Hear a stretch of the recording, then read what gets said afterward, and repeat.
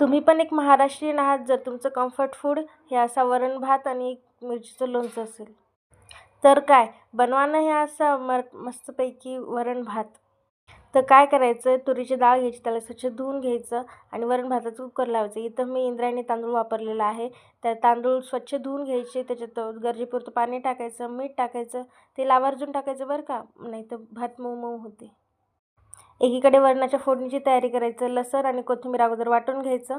एकीकडे पातेल्यात तडक्यासाठी तेल गरम करायचं, त्याच्यात मोहरी टाकायची, जिरं टाकायचं, लगेचच लसूण आणि कोथिंबीर टाकायची वाटलेली आणि कढीपत्ता टाकायचा. हिंग आवर्जून टाकायचं बरं का. वरणाला एक छान फ्लेवर येतो यानं. तेवढं झालं की मग लगेचच एक टमाटर टाकायचं चिरलेलं. टमाटर थोडंसं परतून झालं की लगेचच फोडणीमध्येच हळद टाकून द्यायची. फोडणीतच हळद टाकल्यानं वरणाला रंग छान येतो. मग लगेचच शिजलेली डाळ टाकून द्यायची. जास्त पाणी नाही टाकायचं, थोडंसं घट्टसरच वरण करायचं. वरणाला एक छान उकळी येऊ द्यायची आणि लगेचच कोथिंबीर टाकायची. मग काय झालं की तयार तुमचं गरमागरम वरण. मस्तपैकी एका ताटात आता भात घ्या. भातावर हे गरम गरम वरण टाका आणि सोबत तोंडी लावायला एक मिरचीचं लोणचं घ्या. तुम्ही याच्यासोबत लिंबाचंही लोणचं खाऊ शकता, एकदम छान लागते.